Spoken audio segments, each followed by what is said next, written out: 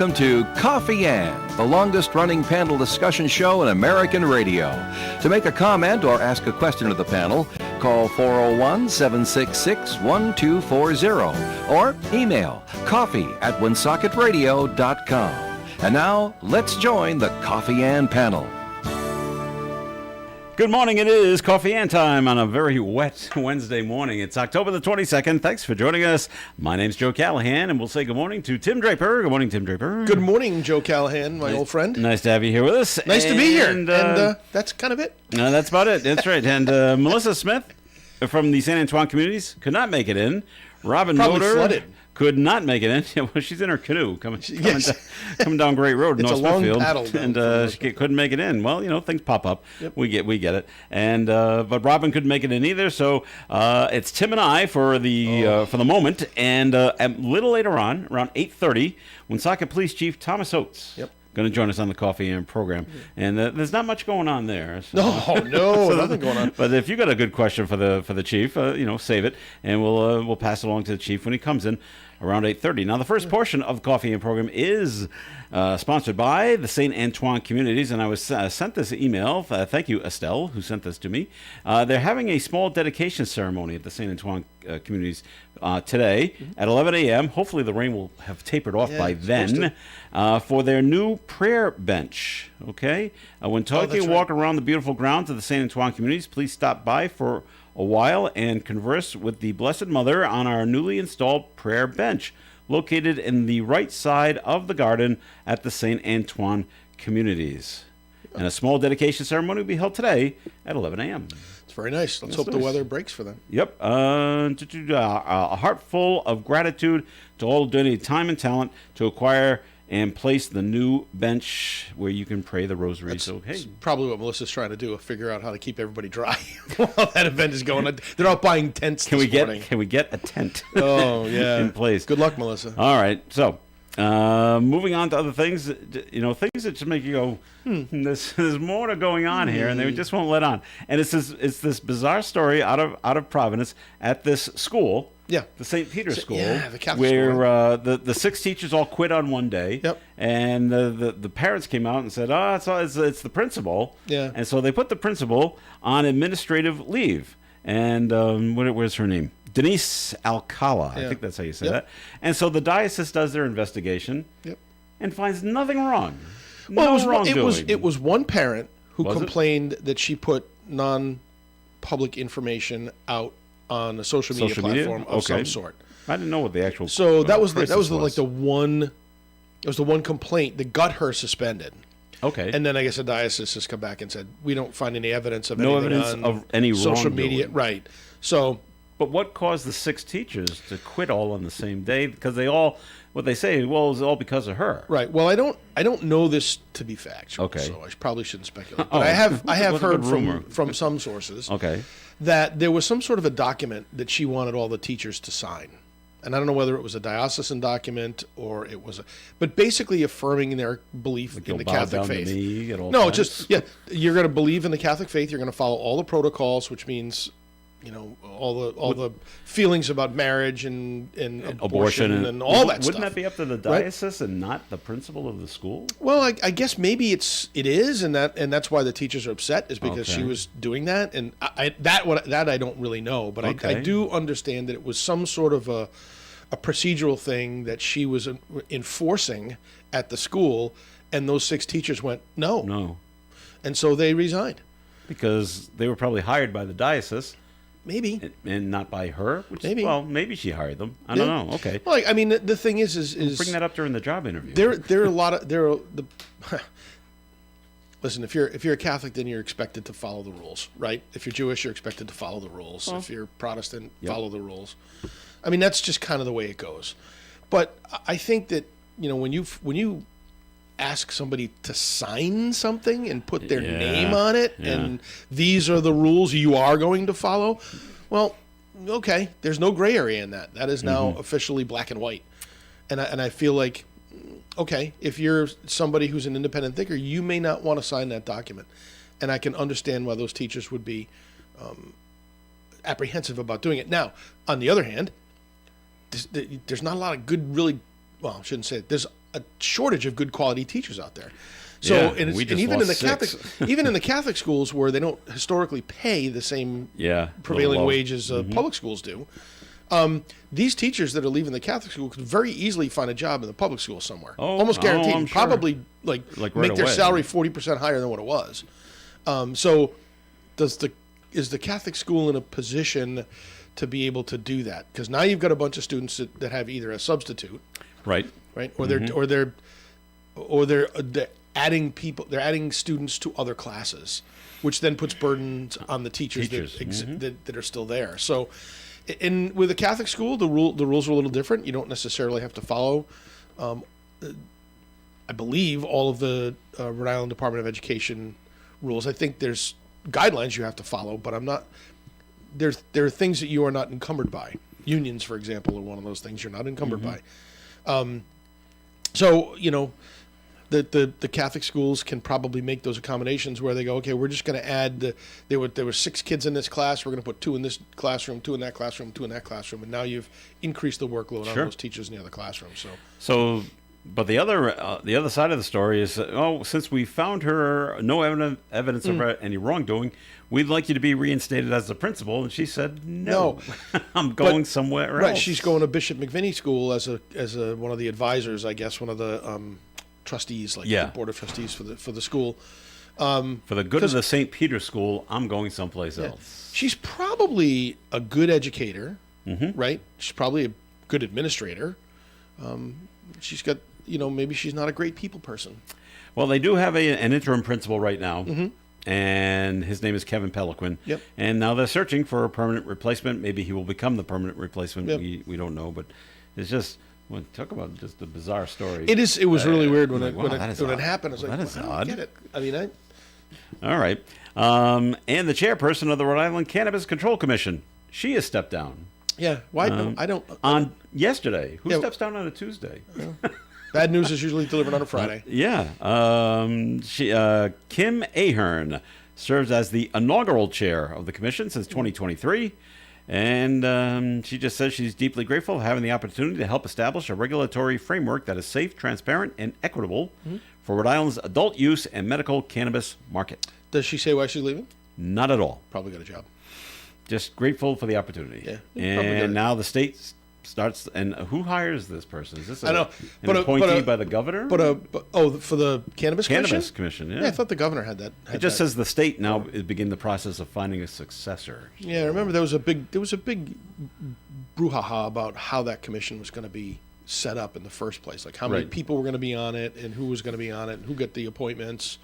I think the governor has some. I think the legislature might have some too. Okay, so that's if you're looking for a job, there you go. Looking for a job, there you go. I don't know. On paper, my guess is that seems pretty easy, but right. This is my cynical side. My guess is that she was the commissioner of the Cannabis Commission or the chairman of the Cannabis Commission. One of the dispensaries that she was regulating said, "You're really good at knowing the rules. Why don't you come work for us? Because we have a lot of money. Yeah, see how much money we're making. Right. You should come and work for us. We'll pay you twice as much as you're making out there in the old state, and then you can help us navigate these waters that you set up." That's a great theory. So. And maybe not necessarily in Rhode Island, maybe in Massachusetts. Could be. Another state looking for somebody who knows the rules. Knows how to do this and come do this for us. Right, why not? Okay. As we know, the government shutdown is still going on. Day 22? Yeah. Is that what they say? Yeah. Okay. Well, now it's affecting the U.S. District Court in Providence. Oh, boy. They announced yesterday, we no longer have the money to continue full paid operations due to the shutdown. The court will only carry out its constitutional and statutory duties. I'm not quite sure what that exactly means. So if the bare minimum, that's what it means. That's what it sounds like. Yeah. So the public, lawyers, litigants are advised of potential delays caused by reduced operations and limited staffing. Right. This is the federal court, though, right? It's not the state court. U.S. District Court. Okay. So is that federal? I think so. All right.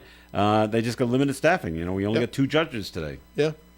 Well, I don't know if I told you, I have a nephew that is a Capitol policeman for the Senate in D.C. And he is working and not getting paid. And so we were like, okay, if you need money, he should get back pay. He will when the time comes. Okay, but right now, nothing's if you need short-term bridge, just let us know. Auntie and Uncle call your mom and dad, whoever, and make sure that you're covered. I mean, he's got that. He has lucky enough to have that backstop, but not a lot of people do. Well, right. So, that's the big issue. And they just said, well, we'll provide the district court in Providence will provide updates when circumstances change. Well, listen, on the bright side, if you can get Israel and Hamas to get a fragile peace deal done, you probably can get the Democrats and the Republicans together to get a government continuing resolution at some point. Well, you would think so, right? You would think so. You would think that you would hope this could be done. You just don't know what. What's holding things up. I do like Dave Richards' theory that he gave it to us yesterday. He goes, you'll see something happen, but not till around Thanksgiving, when it affects the Congress people trying to fly home. Because the air traffic controllers are all out sick and nobody's working. And I can't get. What do you mean I can't get on my flight to get back to Texas or California and have Thanksgiving dinner? Right. I'm not gonna lie. I'm a little concerned about. I got a trip planned to Aruba in a couple weeks with my wife for our birthdays, and that could be. You're not taking off this day. Show, off man. That could be a show. Day. All right, let's see. Is there anything new to report? Because I know you have kids that work at Hasbro. What's any latest on the move? Stuff like that. Well, the move's still going to happen. The two have come to terms with the fact that they are going to give it a try. Okay, it's going to be easier. I'm sure a lot of people came to that. Oh, I'm sure they did too. We're going to do it. But I know my neighbor across the street, who also works for Hasbro, said, absolutely not, I'm not going. I'm going to take the summer off. I'm going to be with my kids, not have to pay for daycare, and we're going to see how that goes. The summer's over now, so what are they doing now? No, next year. Next She's summer. working until the summer hits, until school's over, and then she's out. And still wants to, is she at retirement age? No. Or no? Okay, no, she's going to look for something? Yeah, she'll look for something. She's pretty smart. But, it's one of those things where you almost sit back and I know her husband does okay in his position, and so they probably have some flexibility to take a little bit of time here to figure out what they're going to do. But I think that it's going to be easier for some people in that situation to make the commute to Boston. Anybody north of Providence, anybody north of Pawtucket, probably you could at least attempt it. Anybody south of Providence, it's a pain if you got to get on the train in Providence or Wickford or wherever you got to grab it to go to Boston. Make all those stops. Right. I think the latest the kid said is the Hasbro's not looking to add any time to your day, so your commute is going to be part of your 8-hour day. So if it takes you an hour to get to Boston, that hour they're going to expect you to be on the train, answering emails, doing whatever you got to do. That's not always easy. No. Or convenient. Nope. Yeah, there's Wi-Fi on the train. Right. But train delays, if snow. You're packed in. Yeah. And you can't open your laptop or you look at your phone. You got to how do I answer find this? that seat and get there early. I guess I don't know. It's but that's one of the things that one of the accommodations, quote unquote, that the company is going to make for its employees. I don't see that as an accommodation at all. No, I know. I know. Accommodation would be give me a lot more money so that I can take the Northeast Regional into Boston every day and. Yeah, but if you're be assigned a seat. If you're living, let's say, in Warwick, and you have to go south to Wickford just in order to get a seat on the train. Yeah, makes your day even longer. Don't they have a train that stops at the airport train station? I was trying to think of something the most south, and Wickford's the most south, or South Kingston. Well, there's some people that lived in South County that work for Hasbro, right? Oh. South County, everybody. Okay. So there's gonna. But are there trains going north from South County? Well, you got to go to Wickford. Okay. Wickford Junction. Now, the interesting thing is Hasbro's facility in Boston is 700 seats. They've already said it. They've got 700 spots in Boston. Okay. There's 1,200 people that work at the company in Rhode Island. Well, so their expectation is that there's going to be a massive loss of jobs. Okay. But let's just assume that they got to that 700 number for the people in Rhode Island going to Boston. Where are all these great new people that the president thinks he's going to hire from Boston? Where are they going to sit? We're sharing desks. Well, is what we're doing. We're going to hotel it, as they say. But okay. I don't know. I'm disgusted that we lost a company because there's no loyalty, there's no intrinsic connection to Rhode Island, even though Rhode Island was the place that basically gave the company its start. And it frustrates me. Listen, I'm a business person. I understand capitalism. I understand that, people can do whatever they want to do with their companies, and that's their prerogative and their right. I get it. But it's just unfortunate that we don't have the sort of gravitas in the state that it takes to keep a company like Hasbro. I worry about CVS, and I worry about, Could happen. General Dynamics, for crying out loud. Yeah. Right? They have a big facility in Connecticut. Maybe they want to consolidate and just move everything down there. What's the it's the lottery Oh, company. IGT. Yeah, in West Greenwich. Well, they're not in West Greenwich, in Providence. They- They're oh, right they down moved? Oh, okay. right in downtown Providence. Okay. But if they're an could Italian go. company, so there's no. Although I think that they had to sign a deal with Rhode Island and said we're going to stay here for like 20 years. Oh, did they? Yeah. All right. But that 20 years is going to go away someday. It Then is, what happens? and then what do we do? Right. Okay. We got to take a break here on the Coffee Ann program. We thank you for listening in. This first segment of Coffee Ann has been sponsored by the St. Antoine Communities. Remember, today, October the 27th, 11 a.m., they have a small dedication ceremony being held for their new prayer bench. That is today on the grounds of the St. Antoine Community. If the rain is still going on, they will probably move it to tomorrow. That is the rain date, Thursday, October 23rd, at the same time at 11 a.m. When check you in. go say hi to Melissa, say you missed her today. That's right, and just to check in with them to see when the dedication will take place. More Coffee Ann coming up. We got a note to get to. We will when we come back. ON 1240. Krakow Deli Bakery Smokehouse offers authentic homemade Polish food to make your next meal special. Try our many varieties of hot and fresh pierogies with onions and what they call dirty sour cream. Or pick up golubki, kielbasa, babkas, or some fresh rye bread. We also offer a large selection of specialty and imported foods. Open Tuesdays, Thursdays, and Fridays, 9 in the morning till 6 p.m., Wednesdays, 9 a.m. to 5 p.m., Saturdays from 8 to 5 p.m. It's Krakow Deli Bakery Smokehouse. Follow us on Facebook and learn about our weekly specials. Located at 855 Social Street, Woonsocket, Krakow Deli Bakery Smokehouse has all the authentic Polish foods you love. Do you have 3 ex-wives and your current trophy wife wants a life insurance policy 3 times the size of the policies you had to purchase for your previous mistakes? If so, you need to call Big Lou at Term Provider, 800-230-2777. Big Lou is intimately familiar with your problems, and if you're 50 or 60 years old and in reasonably good health, a $1 million policy should only cost about $100 to $200 per month. Big Lou may have a solution for your previous policies as well. You may even save enough money to lighten the load on your new $1 million policy. Remember, call Big Lou. He's like you, except he's only on number 2. Call Term Provider at 800-230-2777. That's 800-230-2777 for $1 million in term life insurance that you can live with. Call Big Lou at 800-230-2777. 800-230-2777. The Coffee Ann panel is enjoying coffee from Down East Coffee Roasters. All their coffee is roasted right here in Rhode Island. Down East Coffee Roasters is available at all Little General stores. ON Worldwide.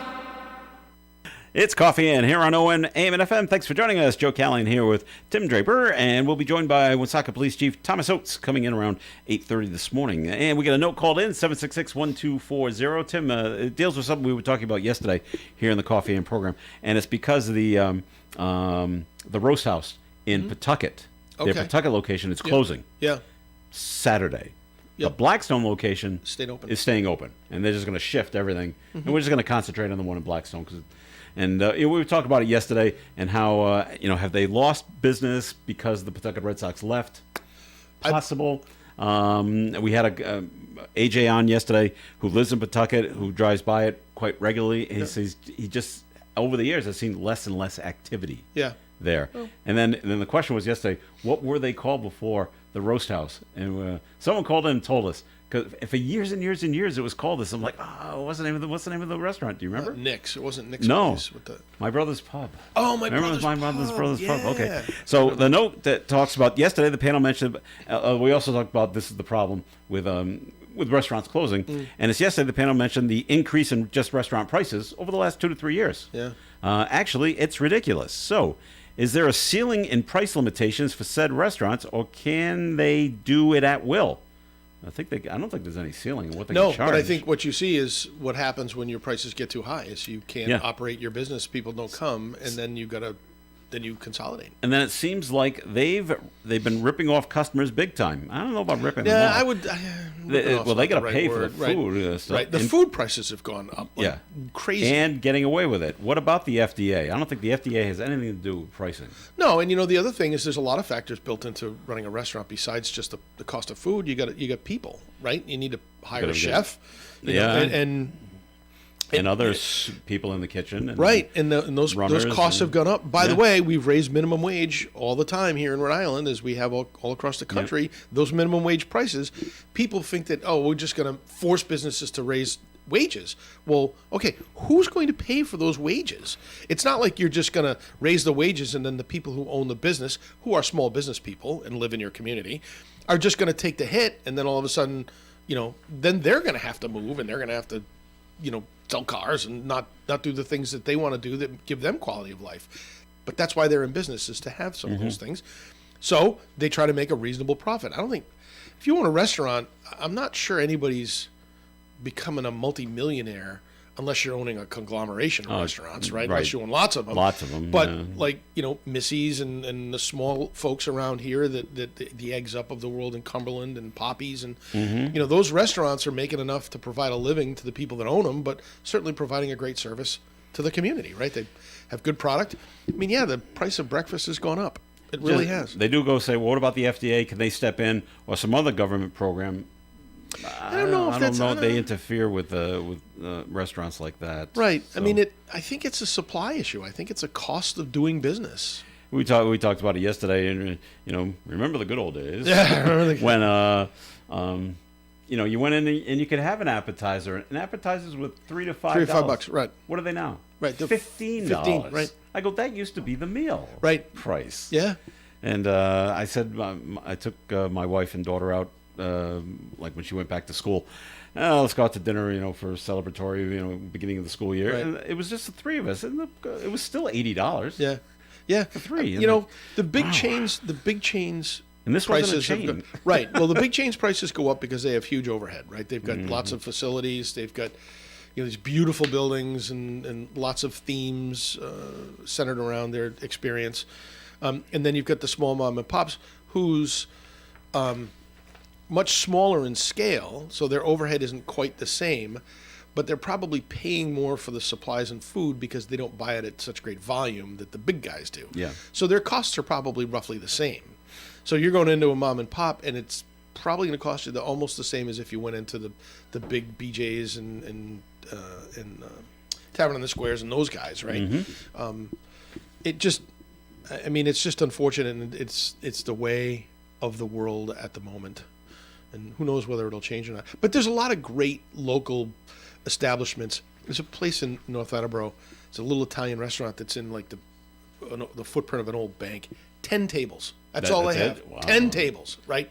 Maybe there's one that seats 6. Everything else seats 4. You can't get in. I bet. It's packed. All of it, And yeah. the family that runs it is got an Italian heritage, and the dad cooks like it's some of the best food I've had. As good as Federal Hill in All right. North Attleboro. Maybe and- that's the way to go tiny. I love to go to line. these little tiny rrestaurants. You don't expect them, number one. Yeah. Sometimes they're not great, but especially if you're talking to people and go, hey, we went to Cucina 38 down North Attleboro. It was unbelievable. And you go, and you're like, yeah, that experience was great. great. Next thing you know, you're going 4 or 5 times. Yeah. There's If you can get in. if you can get in. Well, that's when you learn you got to make a reservation. So. Oh, okay. Some don't take reservations. No, some don't take reservations. Even the big chains don't. They have Right. the, what do they call, standby lists. So Yeah. you call and you get on a list, and you get there. It's like, oh, well, your standby is 45 minutes. So don't drive here yet. Yeah, don't drive here. So then it'll be about 10 minutes when you actually get Right. here. Oh, So okay. they force you into the blue hair specials at Yeah. 4:30 in the afternoon. All right. Other things going on. Just a bizarre down there in Fall River where the ex-mayor Right. was stabbed a lot. Yeah. And What did they give? They haven't given a reason for the guy doing it, have they? Nope, but they have caught him. Yeah. Corey He looked Gonzalez. like a fine human being. I Yeah. didn't see a picture. Upstanding, of him. Was tattoos all charged over with his assault face. and battery on a police officer Yep. after he was taken into custody yesterday. Oh, so he's smart too. Yeah. With more charges expected to be added, he's accused of stabbing Flanagan.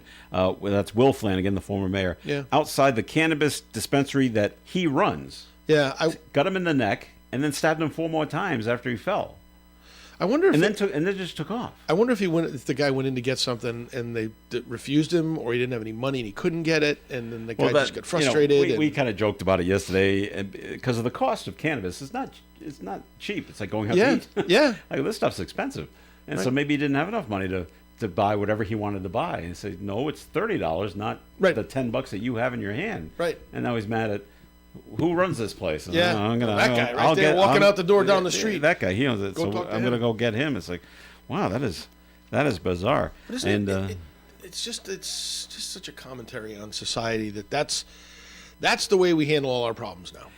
is we beat you up, or we try to Or kill stab you, or or kill stab you. or we try to kill you, because that'll Right. that'll change. That'll things. that'll get me. Well, at least I'll go to jail, get 3 square meals a day, and it's not as bad as being out on the street and Yeah. getting wet and I don't have a house. So the accused here is being held without bail, and Flanagan was the mayor for 3 terms Yeah, down there in Fall River. yeah. I forgot what he looked like till I showed a picture of him online. He's pretty young. Then you go, oh yeah, that's him. Yeah, yeah. He's pretty Okay. young. I don't remember him too much, so things must have been okay when he was mayor down there, as opposed to one of his successors, Right. who's still in prison. Right. Is I wonder- Carrera still in prison? Did he leave? Well, he was. Wasn't there some controversy with him in the cannabis? Because Yes, he was taking kickbacks. no, that was not Jaisal Correa. Yeah, that's what I'm thinking of. Yeah, no, I'm thinking of Flanagan. Well, it just there was a recall election Yeah. in 2014, Yep. and he lost. Okay, That's why he was sent out. I thought there might have been something to do with he wanted one of the licenses to Well, do a cannabis dispensary. Turns out he got one. well, because he wasn't elected anymore, so now it Yeah. doesn't matter. Okay. Wow. So all Yeah, right. interesting. The trial has started up in Boston. Remember the story of the firefighter from Ireland who came over to Boston to celebrate St. Patrick's Day, and then a woman accused him of raping her. I don't remember that. You know? Oh, okay. Well, the trial has started, and he took the stand in his took the own stand in in his his defense? own defense, and it says it's at his retrial. All right. Terrence Crosby told jurors yesterday that he, quote, absolutely did not, unquote, rape the woman in the room at the Omni Parker house. That's a nice hotel. It's a nice hotel. He was sharing with another fireman. Crosby says he never touched the woman, and she was never in his bed in the hotel room. But was she in the hotel room? I don't know. Yeah. A jury deadlocked in Crosby's first trial earlier this year. See, the Karen Reed thing was going on and on and on and on. Yeah. And on. You Nobody didn't hear heard- anything. yeah, I You didn't hear about about this one. So but he's still in custody. He's in custody on $100,000 cash bail. Wow. But he took the stand yesterday, just saying no, he didn't do it. So I wonder if he'll go back and be like cross-examined. Probably. And I we would got to get think. the defense to come after you. Well, now if and see once what's he going takes on. the stand, I think it's fair game. Oh, I and think everything's on the the table process- right yeah. now. So Excuse me. Yeah, was she in that? That's a great question. But was she in the hotel room? It doesn't say. Right. Never touched her. Never in the bed in the hotel room. Interesting. Was the other firefighter In the room. in the hotel room at the time? And what does he say? Yeah. Let's get. Well, maybe he wasn't. Maybe Was he down. another firefighter from Ireland, or was he a friend from Boston? I think it was another firefighter from Ireland. Oh yeah. And so where was he? You know, could be down watching the parade. Could be. Could be in the hotel room. might have been having what they came for, Having, right? having a few pops. A few pints. You know those Irish people on St. Patrick's Day. No, no. We don't ever drink in Ireland. Ever. Harvard Pilgrim Health and Tufts Health, they're cutting 254 jobs. Post 32 Health said that's nearly a 7% of its workforce of over 3,700 people. The company said the intent of the layoffs is to reduce administrative expenses. Why? The cost of healthcare just continues to go up. So we're cutting secretaries and things like Right, that. which will make it more difficult for people to get claims processed. Oh, and it'll they be take much- more it'll go slower. time, and Yep. then the cost of things will Yep. go up because people will get sicker, and they laid off 110 people, or they eliminated 110 jobs last March. So you wonder And so if, now we're laying off another 254. were those jobs excess jobs to begin with? Like, did they just over the years they just grew and they just added people without thinking about the ramifications of how that will affect the business? Or is it oh my goodness, we don't know where else to go here, and so we're just going to have to lay people off because that's the biggest chunk of our expenses is the salary. It's going to be the salaries, I would say. Yeah. You know, But again, they're not laying off doctors and nurses. We're going in and right. Well, when you direction. add people, you want to make sure it's a thoughtful process, right? You just don't want to add people because my brother-in-law needs a job. You Right. want to add people because, boy, this person is working 4 hours of overtime every week. Yeah. Or and we really could use another body to help relieve that pressure. Plus, we could take on a little bit more volume if we did that. So those are the conversations you have as a business owner, and then you fill those seats in as you need to grow. I remember talking to a doctor one time, specialist, and he said, besides the nurses that we have here and the other administrative assistants, I have to hire one person Yeah. to sit in a desk. And Yep. all they do all day is call insurance companies. Yeah. And so now, if the insurance companies are laying people off, her job is going to slow down Right. because you can't get a hold of anybody. Absolutely. Wow. All right, we're going to take a break here on the Coffee AM program. More coming up. Tom Oates is coming in. Just saying hi to Tim. It's time for a look at the forecast. It's being brought to you by Positive Coaching Alliance. Morning showers will end at midday, high of 65, winds gusting to 25 miles per hour. Another quarter of an inch of rain is possible. Tonight, partly cloudy skies with an overnight low of 42. Thursday's weather, mostly sunny, 59. There's a 20% chance of an isolated shower. Friday, mostly sunny and 59. Saturday, mostly sunny and 55. Sunday, mostly sunny skies and 53 for a high. Monday, mostly sunny and 54. And next Tuesday, mostly sunshine with a high of 55 degrees. Currently outside the Navigant Credit Union broadcast studio at the corner of Park Ave and Kennedy Street, clouds and rain and a temperature reading of 54 degrees. Questions about youth or high school sports? Positive Coaching Alliance can help. PCA, a national nonprofit organization, develops better athletes and better people through youth and high school sports. Information at positivecoach.org. I'm happy to tell you that Missy's Family Restaurant will once again provide free Thanksgiving meals to anyone who wants one.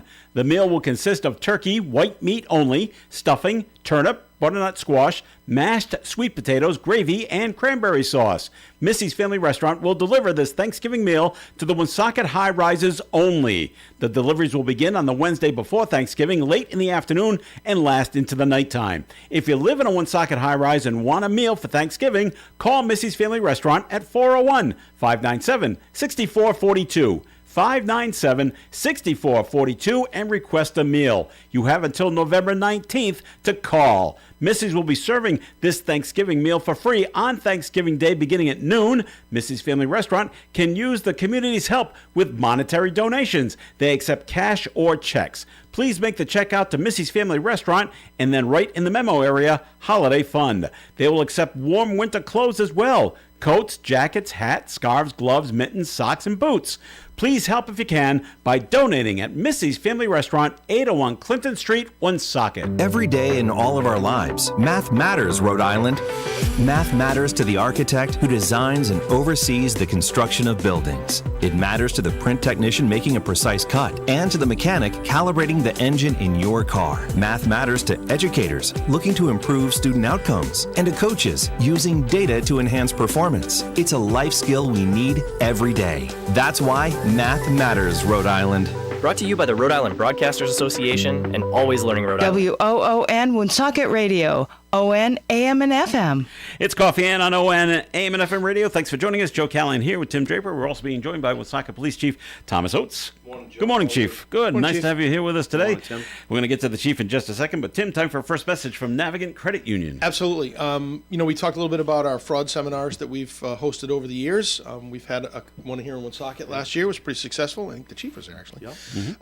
We do have another one coming up here in Northern Rhode Island in Cumberland at the Lodge at Diamond Hill on November 5th at 10 a.m. Light refreshments will be served. So if you would like to attend that, learn a little bit more about some of the current scams that are going on, some of the ways that the bad guys are trying to cheat you out of your money, we invite you to call 233-3108. That is the desk of Amanda LaRose, who appears for me on the show once in a while. And Amanda is running that seminar, and I know that she does a great job, and I encourage you to go. We have about 50 people signed up already, and we have a limit of 70. So great. if you are interested in coming, we encourage you to call quickly to get your spot, and then we'll have everybody in, and it should take about I think we had about an hour and a half max. But you're going to hear a lot of different some examples of what happens, how you can avoid them. You're going to hear from some professionals from the state police, from the Attorney General's office, and our security team. Please give us a call. 233-4700 is the main number. But again, Amanda's number is 233-3108. Thanks, Tim. Chief, do you get a lot of, maybe not a lot, but do you still get calls about scams and fraud stuff at the station? Absolutely. I encourage anybody to take Tim up on the offer, though. The one that we did in Woonsocket was well attended, and a lot of good information.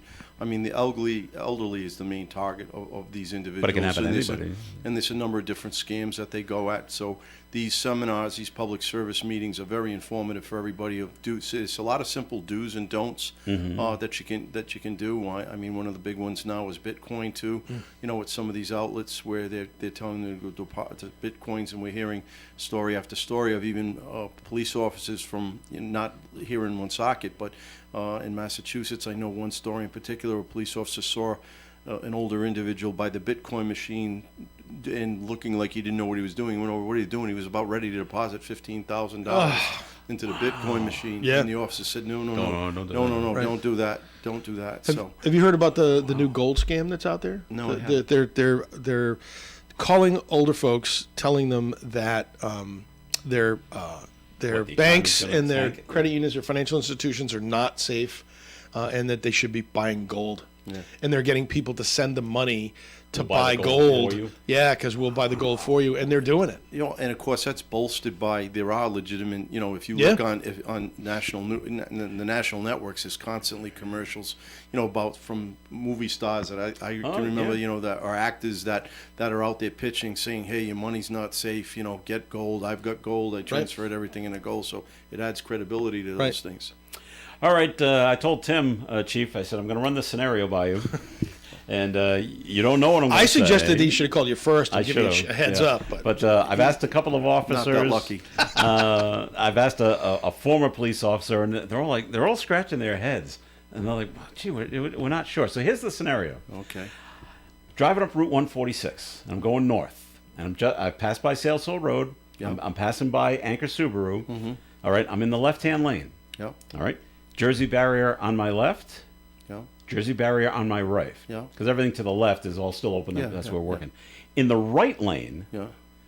after the Jersey barrier, on occasion, there is a school bus that has stopped. And the lights are flashing, and the stop sign is out. Us cars in the left-hand lane, what are we supposed to do? If it's a divided Jersey barrier, you can proceed by it. If there's no way, that would be like on a two. The greater exaggeration would be is if for some reason there was a school bus stopped on 295 north, and there's a median strip in between you, Yeah. and there's no chance of passengers exiting to go across the median strip. So if there's a hard barrier that's there, you have no obligation. to Excellent. stop. Then we're all doing it right. Yes. Yeah. Because there's just a whole long line of cars and trucks, and everybody in front of me is going. I said, well, I guess I should go too, and everybody behind me is going. I go, but are we doing the right thing? Oh, can you imagine stopping on 146? what- though, for what- that? it would've been a mess. And Yeah. they're required by state law, but when they discharge to put it out, they're not even thinking of that. So even if there's nothing to the right of them, but still as a safeguard to that, it just warns people as far as that goes. But no, you didn't commit anything wrong that day, Joe. Fantastic. I was worried that day. Thanks, Chief. That day. I was worried the Chief would say, Tim, take over. Joe's got you come with me kind of thing. You All have the right. right to remain silent. Chief, the Woonsocket School Committee will be meeting tonight. I'm sure there's going to be a lot of people there talking about the latest incidents going on at the schools. Does the school committee invite you or anyone from the police department to come to answer questions that the public might have about what's going on? We're always welcome. We're always welcome to do that. And we have in Okay. the past. But to be honest with you, this is a school department issue. I run the police department, not the that school. was my next not question The, not the for school. you. Not the Right. school. Not the school department. So we have officers that are SROs that interact with in the different schools, the two middle schools, the high school, and even the elementary schools, if need be. And we have a great working relationship with Dr. McGee and Al Notarani, his security officer, in that. And we're in constant communication.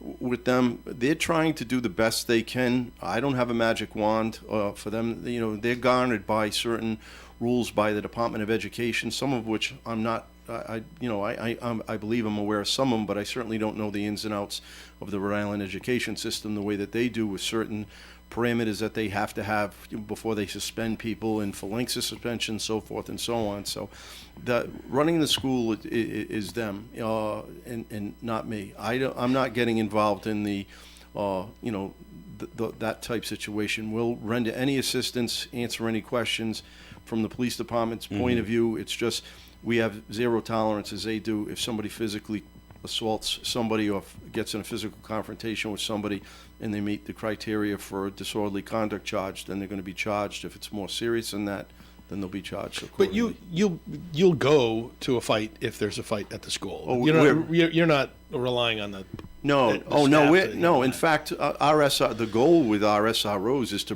prevent fights, which they do on a daily basis. Okay. And I know yesterday, for example, I was tied up at a meeting, but the word got out that there was potentially going to be. We had 2 arrests earlier in the day, but then there was another situation potentially brewing that there was going to be a problem after school.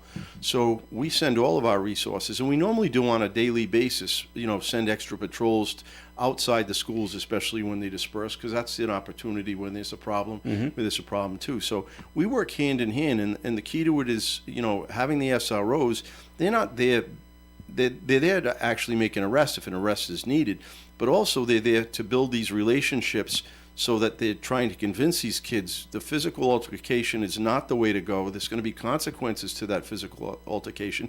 And then to also get the intelligence if they can prevent it from happening and not cause a disruption. That's what the goal is. I was going to ask, how do you get the intelligence? Is it coming from the SROs, or is it coming from other kids? Is it Other teachers? Kids speak to SROs, kids speak to teachers speak to the SROs.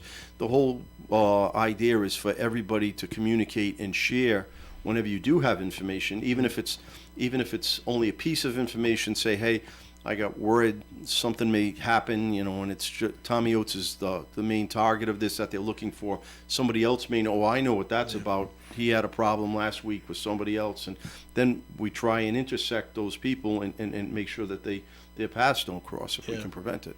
Is it frustrating to you, Chief, as the or the department, that you have to send so many other resources to the schools every week? It seems, and where they can be somewhere else. Well, it's not frustrating because that's what we do. Our resources, are thin, and it's just it's unfortunate that we're needed in that way. But that's through no fault of anybody else. I mean, I know there's. And again, not to speak for the school department, I don't know what their plans are, but there is that law that's going to be in effect next year, where there'll be no cell phones in school, which I think I really believe is phenomenal, a step in the right direction. And I mean, there's nothing that precludes districts from doing that sooner. But I mean, again, those are decisions that I defer to Dr. McGee and his team and the school committee. Is it the amount of the fights that are going on? Is this an average, but we're just hearing more about it, or are things up? No, it's sporadic. We had at the end of last year, we had a bad week where we had a spat that went back and forth. But none of these, or some of them have some connection with each other, but the majority of them are simple. Yesterday was 2 sisters attacked a girl or went after a girl because of a dispute with that. So it's 2 sisters in that. So that's one isolated incident. Right. And most of our disturbances are the same thing at the middle school. That was a disagreement or an argument between, again, 2 younger girls. And social media drives a lot of it. What's said, what's posted, and that's what causes the problem. And the issue is, to be honest with you, a lot of it's got to do in parenting, and it comes down to that, to stress to your children that this is not the way to resolve issues. This is not the way to go about problems. We've had cases before last year where we had mothers driving daughters to Cass Park to participate in a fight. Yeah. So I mean, if that's the mindset of the home, how's it going to change when it gets into the school? But that's the problem. The problem is the parents don't know how to diffuse themselves. And then so they don't know how to teach the kids how to defuse themselves. So they were probably bad seeds when they were in school. Yeah. And then they just grow up to be. And that's a small, very small. That's a very small group that we're talking about, because if you look, there's over 1,500 students in that high school, and in the middle schools, each has close to 500. So even though you're talking the amount of activity that we've had, out of 1,500, even if we've had 20 some arrests out of there this year, that's a small number compared to the population that's in there. It's just too bad that their behavior is interfering with the teachers doing their work and their things that they need to do, and the student population itself that wants to learn. Chief, you just told us some of the details of the arrest, but you never hear that part. I don't know if you can answer the question. What are the fights mostly about? Is it because he looked at a girl, or she looked at a guy, or are thefts going on? We never hear what the problem of why the fight started. It's a variety of things, but they're all basically minor issues, and that's it. It's somebody said something about someone and posted on Facebook, or somebody's you're insulting somebody's looking at somebody's boyfriend, and that's my boyfriend. Yeah. Or you said something about my sister. You said something about my sister that was inappropriate, or made fun of them. I mean, it's adolescence, most of it. I mean, luckily, it's not a gang warfare problem. I was just going to ask the question: is it no gang related? That's good. No. Okay. One more question before we take a break. Is there a reason why, when you make these arrests at the high school and the middle school, that they're just charged with disorderly conduct and not charged with assault? Because you need a complainant for an assault. Wouldn't that be the school? No, an assault is a victim. So if you and I are in a fist fight together, okay, and I don't make an assault complaint against you, and you don't make an assault complaint against me, so no assault took place. No assault took place. It's a disorderly conduct, and I mean, in some of it's hard to tell too, because to actually show an assault, you'd have to prove an aggressor. You'd have to have someone who was the one who initiated the assault. If Tim comes and throws a punch at me and I punch him back now, I mean, so now we're engaged in it. But he threw the first punch, so he could technically be charged at assault. But most of it with the code, of hey, you know what, I'm not going to make a complaint. I'm not going to make the complaint, but we still charge with what we can with the disorderly conduct. So the discipline comes from the district. That's right, the exactly. We has to do and to be honest with you, no one's going to go to jail over it. I mean, so and a lot of it will get referred to the juvenile hearing board, where it should be, because you don't want kids to even begin to develop with criminal records over foolishness that's in school. But if it's warranted. It's warranted if it's a serious enough assault. We had one assault that's unfortunately where a youth got struck and punched in the mouth and actually got a broken jaw, from what I understand. So, I mean, that's an assault. And he was charged with felony assault. So in those cases, depending on what it is, it is. But most of them are luckily injury-free, and they last, to be honest with you, they last for 10 seconds, 15 seconds. But again, now you've got the cell phones there, who's filming it, who's posting it, and it takes a life of its own. Yeah. If the police officer comes upon the two people and they're both throwing punches, could the police officer say, well, they're assaulting each other? No, you still need a victim. Well, they would both be victims. Whoever threw the first punch is not Joe, the victim. It's not going to work that way, okay? Trust me. Joe wants it to work. I need Bob Lauder here with me. Even Bob will tell you that's not going to work. It doesn't work that way. All right, very good. All right, we're going to take a break here on the Coffee AM program, but more coming up. Tim, time for a second message from Navigant Credit Union. Thanks, Joe. We're getting into the holiday season, and we are want to just remind everybody that if there's any special projects that you want to have to spruce your house up during the holiday season, we have a variety of different loan products for you that will fit your budget. Everything from fixed rate loans to home equity lines of credit. Those are the ones I think most people prefer, because they allow you a little more flexibility in what you need to spend money on and when you spend it. So timing is an issue. You don't have to take the loan out and start paying on the entire amount. You exercise what you need to exercise as you go through your project and make payments and do purchases. So all of our lending is online, navigantcu.org. You can just go to the loan center. You'll look for the equity lines, and You can fill out an application right there online, and in a lot of cases, you'll be told whether you're approved or not immediately.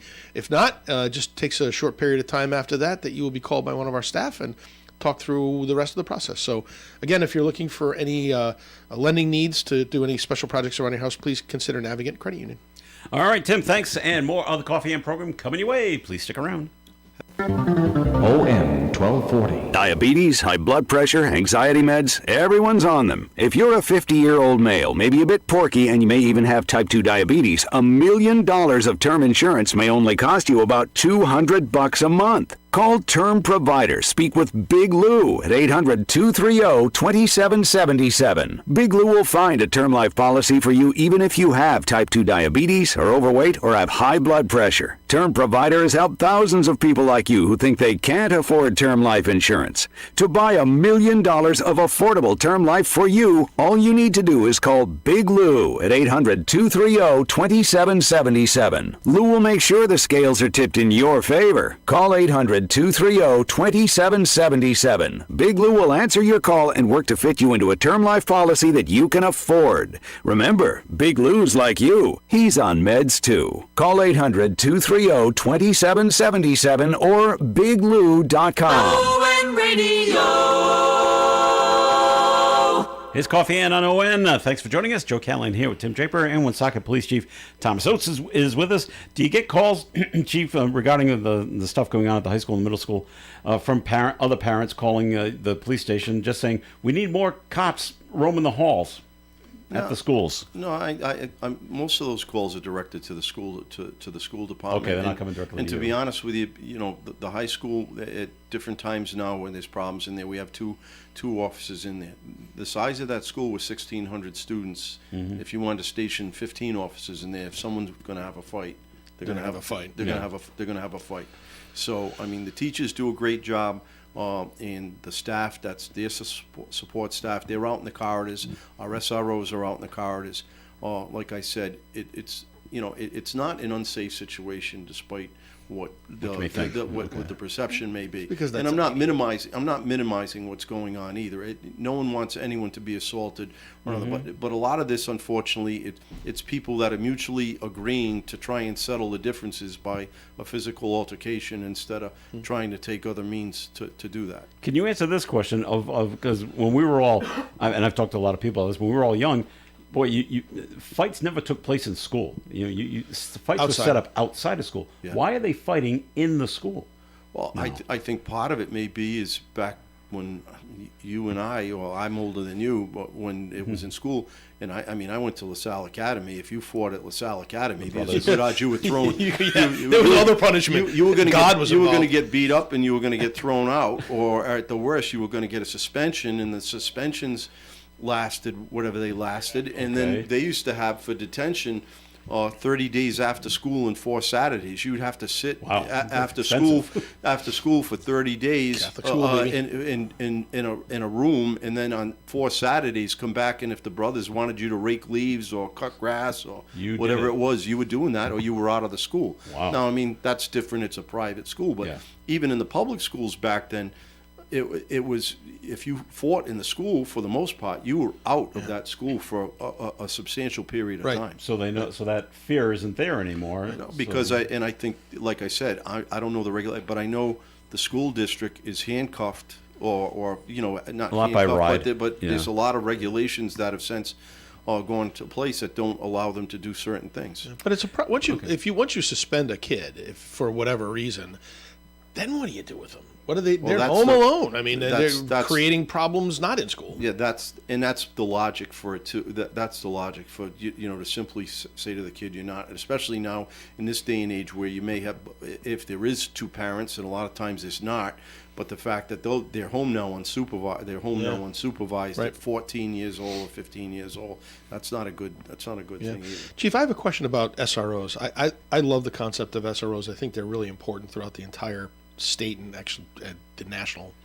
But who pays for the SROs? Is that on your budget or is that on the school department's budget? Well, the way it started here and the way it's still maintained is we were able to apply for a grant, the police department, to get 4 SROs. When I was awarded the grant at that time, I approached the school department. When I was applying for the grant, I actually approached the school department and said, I'm going to apply for this grant, but we don't have the money in my budget, the police department to budget. It was funded, better than half by the federal government. But I said, someone's going to have to pay for the other half. And they said, if you can get it, we'll do it. And we did do that. And so that way it's still kept in, because and there's been some debate about this. I've heard lately that, in other words, who pays, whether in Providence it was in the police department's budget.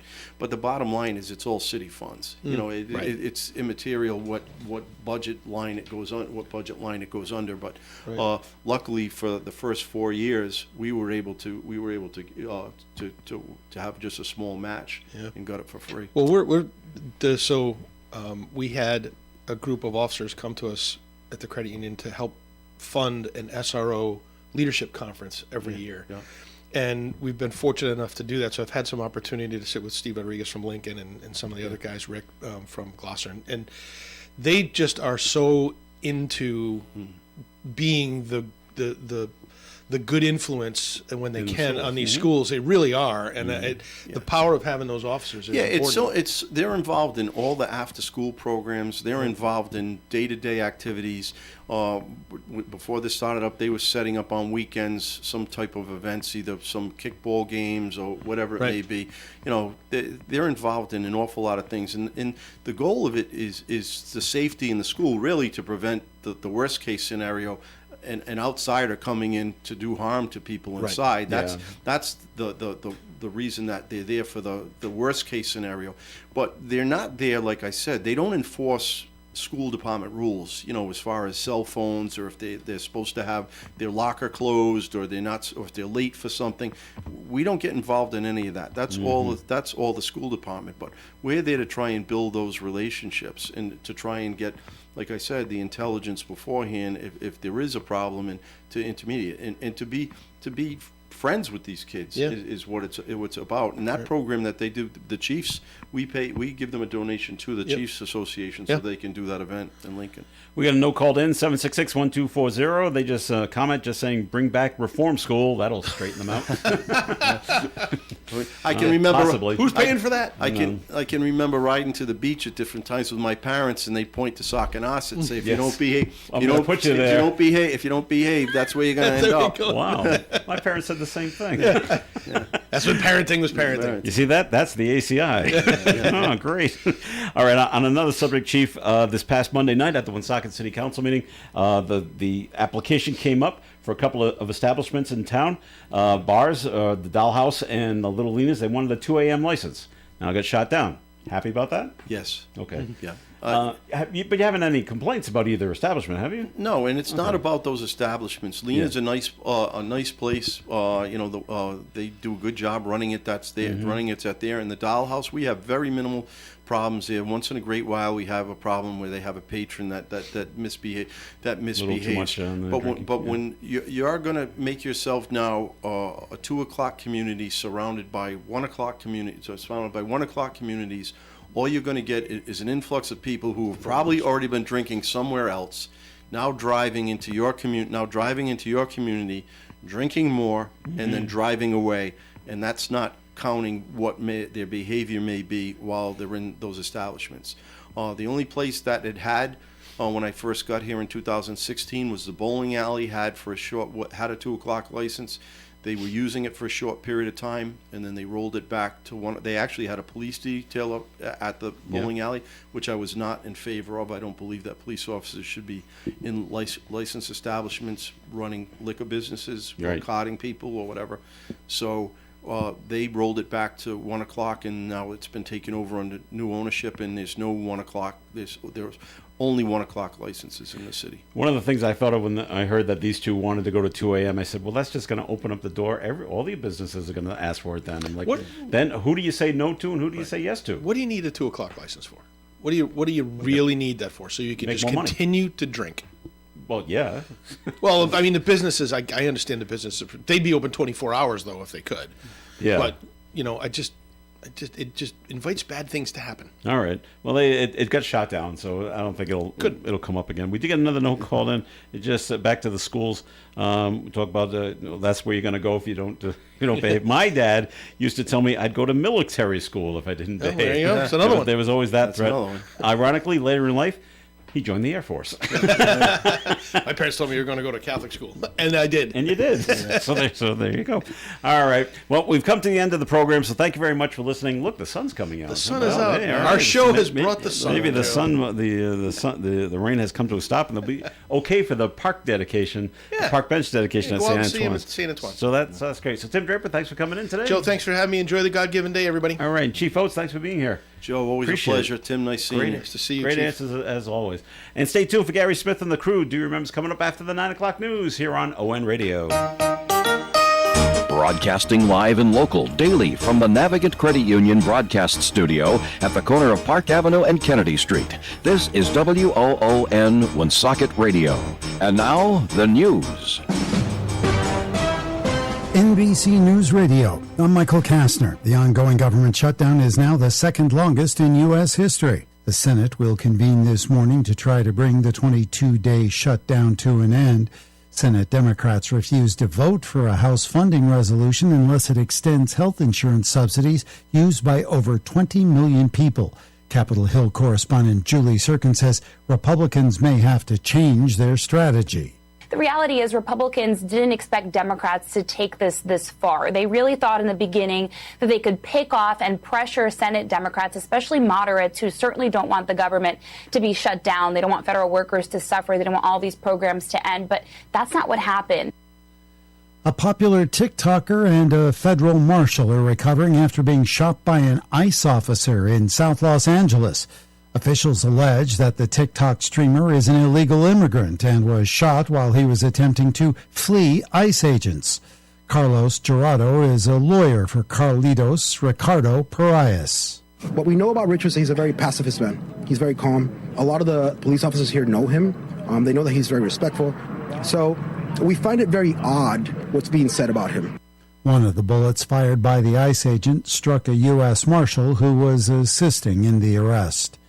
Arizona is suing the U.S. House to try to force the swearing in of Representative-elect Adelita Grijalva. State Attorney General Chris Mays contends that Speaker Mike Johnson is denying more than 800,000 Arizonans their right to representation. We're asking a court to declare that if Mike Johnson refuses to do his job, that a judge can swear her in and then she would become a fully vested member of Congress. Michael Kastner, NBC News Radio. And we have to look at sports. The Boston Bruins fell to the Florida Panthers 4-3 last night at the TD Garden. Fifth straight loss for Boston, who opened the season with 3 straight wins. Bruins did battle back in this contest. Former Bruin A.J. Greer scored for the Panthers, and Brad Marchand assisted on the first and third Panther goals. Elias Lindholm scored to tie the game at 2 in the third period, and then Morgan Geekie would tie it up at 3 later on, but Carter Verhaeghe netted the game winner in the final 30 seconds for the Panthers. Tomorrow, the Boston Celtics will open the 2025-26 season at home against Philadelphia 76ers. They'll do so with a different-looking team than the one that finished up last season. Jason Tatum is out with an Achilles tendon tear. Luke Cornett and Al Horford have left via free agency, while Kristaps Porzingis and Drew Holiday the trade route. Jaylen Brown and Derek White will lead the green with a tip-off slated for 7:30. First place New England Patriots return home this weekend to host the Cleveland Browns at Gillette Stadium for a 1 p.m. kickoff. Yesterday, the team hosted defensive backs Louis Sine, Marcus Banks, and Trey Hawkins III for workouts. Sine, who played at Everett High School in Massachusetts, was a former first-round draft pick of the Minnesota Vikings. That is your look at sports for ON Sports. I'm Lou The Mandel. latest Buick and GMC models are available at Tasker Buick GMC in Woonsocket. Buick Encore, Envision, Enclave, and Invista are on the lot waiting for you to take one for a test drive. New GMC crossovers, SUVs, as well as trucks and vans are also available. Thinking of a pre-owned vehicle? Tasker Buick GMC has more than 900 in stock, many under $15,000. Visit online, TaskerBuickGMC.com, or stop into 55 Fortin Drive, Woonsocket. Tasker Buick GMC, you will be satisfied. And remember, there are no tariffs on the vehicles in stock at Tasker Buick GMC. This ON Radio weather forecast is sponsored by Interstate Seal Coating. Call Lance at 401-349-9360 for seal coating and crack filling to parking lot striping. Call Lance at 349-9360 today and he'll seal you tomorrow. Morning showers will end at midday, high of 65, winds gusting to 25 miles per hour. Another quarter of an inch of rain is possible. Tonight, partly cloudy skies with an overnight low of 42. Thursday's weather, mostly sunny, 59. There's a 20% chance of an isolated shower. Friday, mostly sunny and 59. Saturday, mostly sunny and 55. Sunday, mostly sunny skies and 53 for a high. Monday, mostly sunny and 54. And next Tuesday, mostly sunshine with a high of 55 degrees. Currently outside our Navigant Credit Union broadcast studio here on Park Avenue in Woonsocket.